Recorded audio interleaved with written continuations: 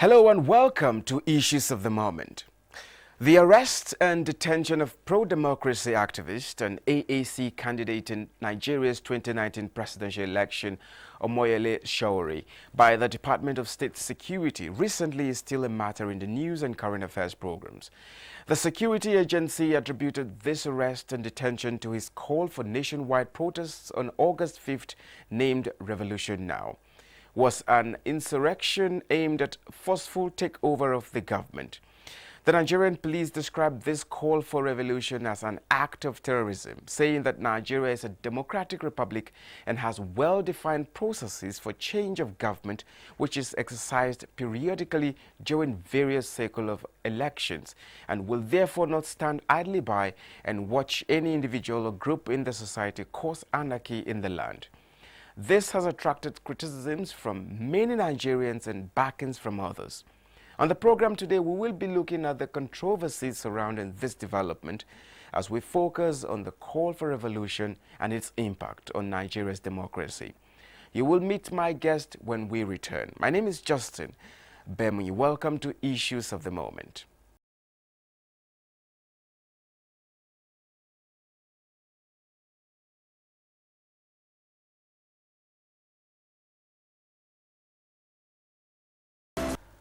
Thank you for staying with us on the program Issues of the Moment as we turn attention today on the call for revolution and its impact on Nigeria's democracy. My guest is a political analyst. He is Dr. Abiodun Adeniyi. Dr. Adeniyi is of the Mass Communication Department of Bayes University, Abuja. You're welcome to Issues of the Moment. My pleasure. Thanks for having me on. Happy viewing viewers. All right. Now, there are criticisms from different quarters on the arrest and detention of the founder of the Revolution Now movement and, of course, the candidate in the 2019 presidential election, Omoyele Sowore. Now, amidst these criticisms, what is your reaction? Well, I'm reacting to it with mixed feelings. First, I don't know the philosophy, the logic behind the call for revolution in the first instance, because revolution don't just happen like a tea party. Revolution is not something that you invoke in the classical sense of it, in the way Omoyele Sowore wanted to invoke it. He keeps talking about objective material conditions, saying that the objective material conditions for a revolution are evident in Nigeria at the moment. But what about the subjective conditions? Are they evident? Of course they are not, The subjective conditions are multiple. We have them in the heterogeneous nature of this society. We have them in our diversity, in our cultural diversity, in the fact that our culture is not homogeneous, in the fact that agitation, the history of agitation in this country is only limited to a section of the country. And no matter how successful it is in that section, it has failed to move to every other section. So, at best, I would have seen that call as just maybe a call for attention. But it's not to say that some of the points he was raising and out of the question. It's not to say that some of his points are invalid, but just to say that his strategy was actually problematic. And that's why I would have wanted the security agencies who are doing their job ordinarily anyway to rather engage him or probably humor him in the process, because it just amounted to some kind of delusion, some kind of illusion, for you to say you are calling for a revolution. Nobody calls for a revolution. It's just revolution happens through a spontaneous process, and the few revolutions we have seen in the history of nations, have been through a spontaneous uprising, It may not be so called as revolution. It could just come in form of protest and all of that, but to come formally and start calling for a revolution within the cocoon of your own circle, was just an invitation to trouble, which he actually brought for himself. So, but having said that, I think government can also be more understanding by not seeing revolution in the classical textbook definition of it, by seeing revolution as using something that can also happen in other sectors, not just political. Of course, we've heard about industrial revolution, we've heard about revolution in communication, we've heard about cultural and economic revolution. So it should not just be taken in its classical sense. And if you look at synonyms for revolution, it could also mean reorganization, reorientation, and some other things like that. To that extent, I just think that government should just look away, believing that the man, does not have any kind of capacity, to cause the kind of problem he's inviting for himself or the kind of call he's trying to make. By all means, it could just be a call for attention, which is a reflection of some kind of delusion. I think government can just move away from him and let's get on better things. So when we say revolution against the state, what does that entail? Yes, I was trying to say that in the classical sense of the word revolution, it means that violent change of government. It's an undemocratic process of changing government. That's the classical sense of it. We've seen many revolutions in the past. We've seen the ones that come to my mind very quickly is the Bolshevik Revolution of 1917 in old Russia. I will have the one led by Fidel Castro, assisted by Che Guevara in Cuba, in the early 60s. They were violent change of government, they were bearing arms, and they moved against the government and they overthrew the government. In the case of Russia, they took away the SARS. In the case of Cuba, they took away Batista or something, I can't remember his name now. Violent change of government to bring about a new order. So in that classical sense, you could say that it is an impossible thing in this country, and it's just something that somebody was just trying to call unnecessary attention to himself, and somebody was actually going ultra vires. In the legal sense of it, people might say that that the offense was just had not been committed because the difference between mens rea and actus rea. Well, I've had prominent senior lawyers arguing in his favor. Well, in the legal sense of it, but I'm talking about the social scientific sense of the term revolution. In the classical sense of it, it simply means violent change. But I'm saying that government should also pay attention to the fact that language is influential, language is dynamic, language is evolutionary. There are instances where we can use the word revolution and it may not amount to violence. It could just be positive the way we use it in the area of culture, in the area of communication, in the area of economics, and in fact, in the area of even military revolution. Only recently, Professor Patu Tomi was talking about the need for us to have revolution of the mind. So it's not all the time that is negative. It can also be positive. That's the point I'm making. Okay. So what now makes an action a revolt against the state? Well, revolt sometimes may not be through physical action. Don't forget that government is a very powerful machine, and you will be undoing yourself if you undermine the intelligence of those who are in government. Many public servants, many civil servants, are actually experts in their field, but just that they're not going to come out to let you know because of the ethics, the rules and regulations of their profession. So they watch the civil society and they watch utterances, they watch pronouncements, They might find some of them very irritating and some of them might actually be very provocative. So I'm saying that act of violence does not have to be physical alone. Violence can be verbal, okay? Violence can be through pronouncements. Violence can be menacing if the words are hateful, if the words are insulting, if the words are rude, and if the words are uncouth, So that's just what it is. And it is up to government or officials of government may also interpret it in different ways. But because they are in government, you may not be able to fault them in that regard.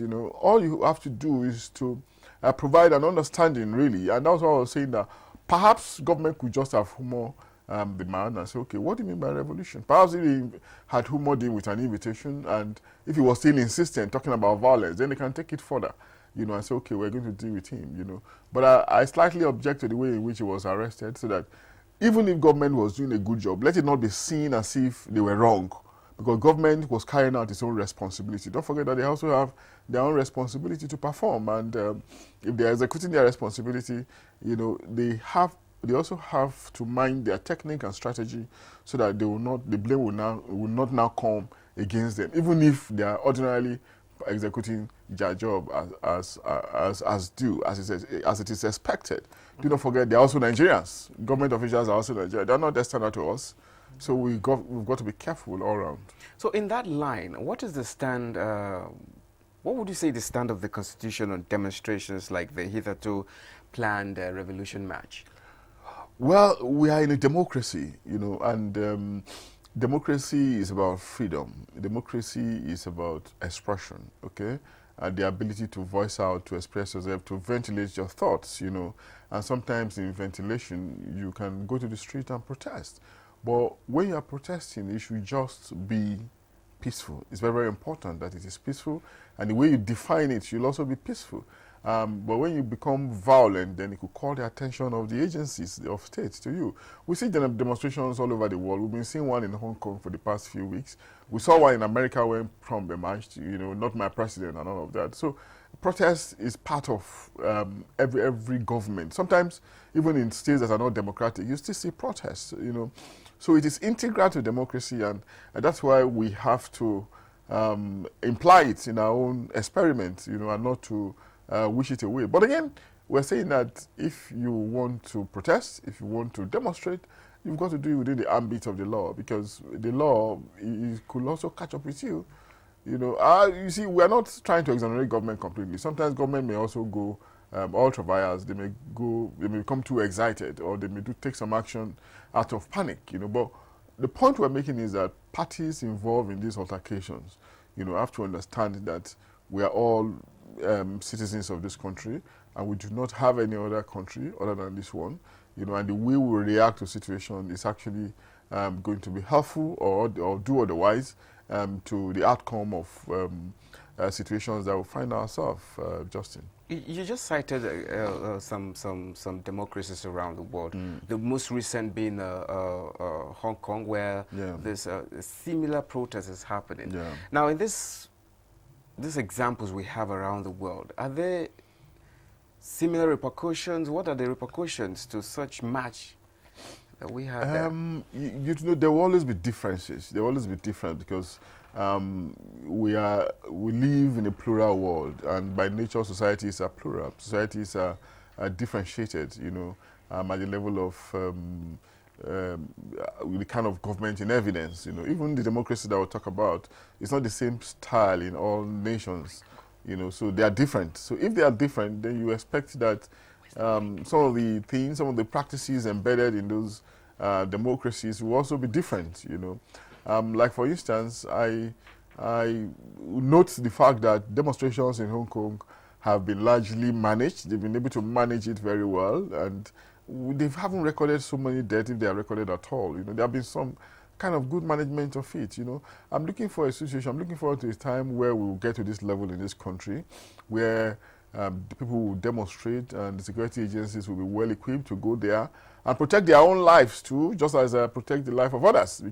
But recently in Nigeria, we saw the shared protest, and many policemen lost their lives. Citizens also lost their lives. That's not what we want. If policemen are well equipped to use some other ammunition, some other equipments other than live ammunition, other than live bullets, I think it's something that will be very helpful to our democratic culture, and our right to protest, But protestation is actually integral to the average democratic culture, and Nigeria shouldn't be left out of it, because it's an avenue for us to ventilate, to express ourselves. Let's have a short timer now, and then we move on. Thank you for staying with us on the program Issues of the Moment, as we have focused on the call for revolution and its impact on Nigeria's democracy. My guest is a political analyst, and he is Dr. Abiodun Adeniyi. We'll take a break now. The program continues shortly.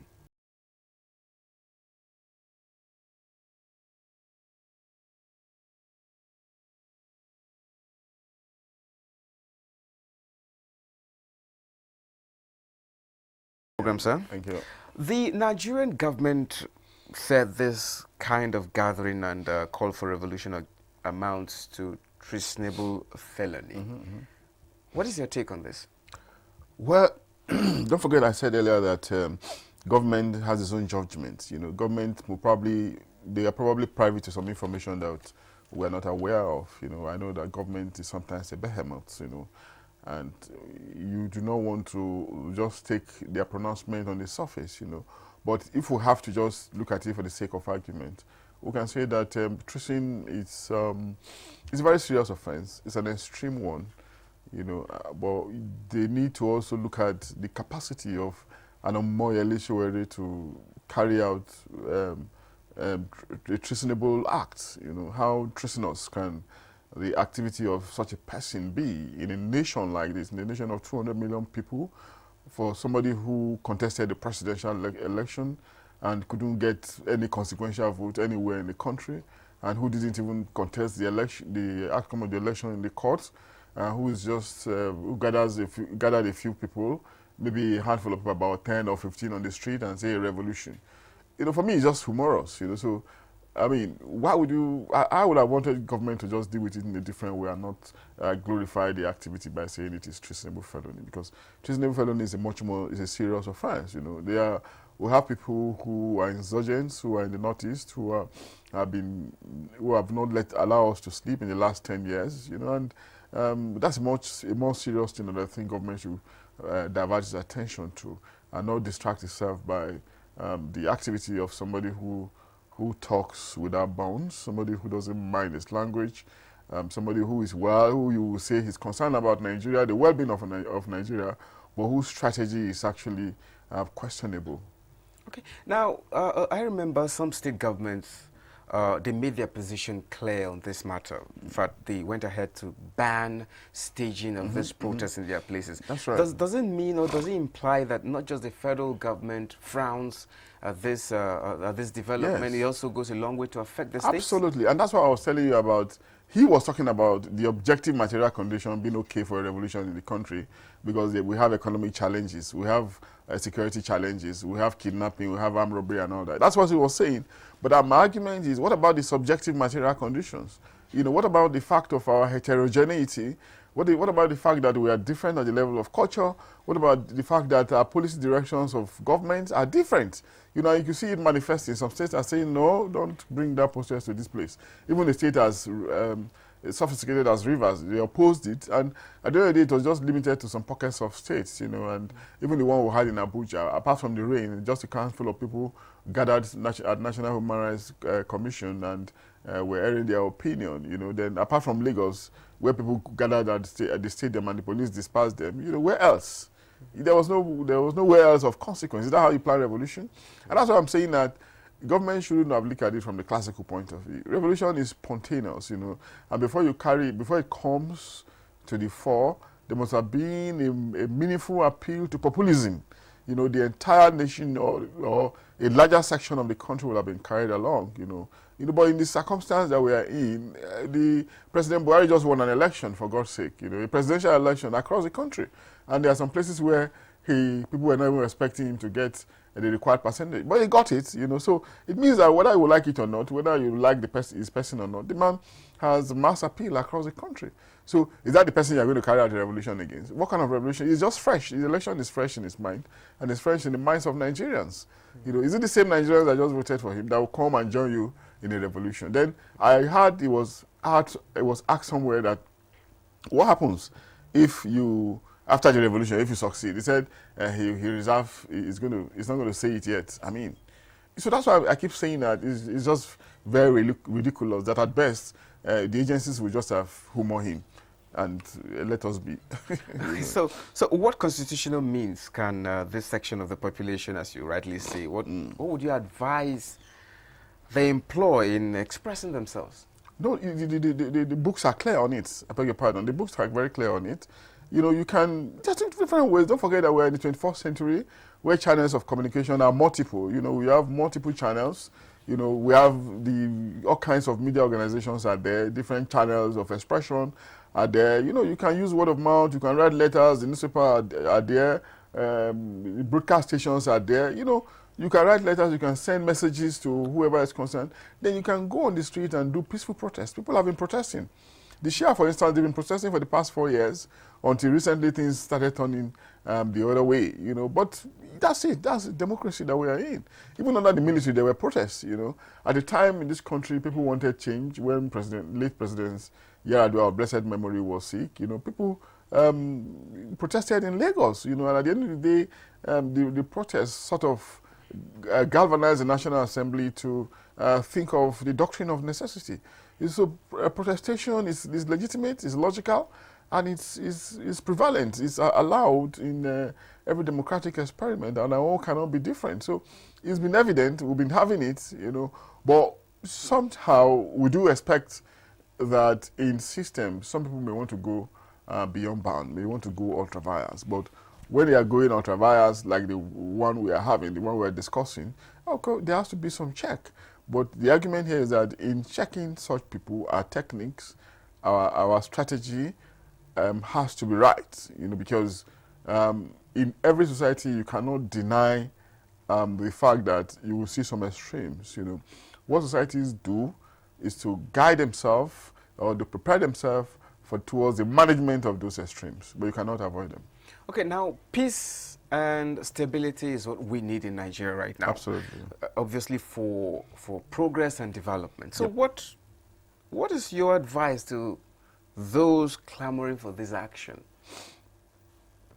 Now, it's very, very simple. My advice is that they should probably redefine their strategy, and redefine their strategy, articulate their position better, and do things that are ask for things that are much more realistic than they are having.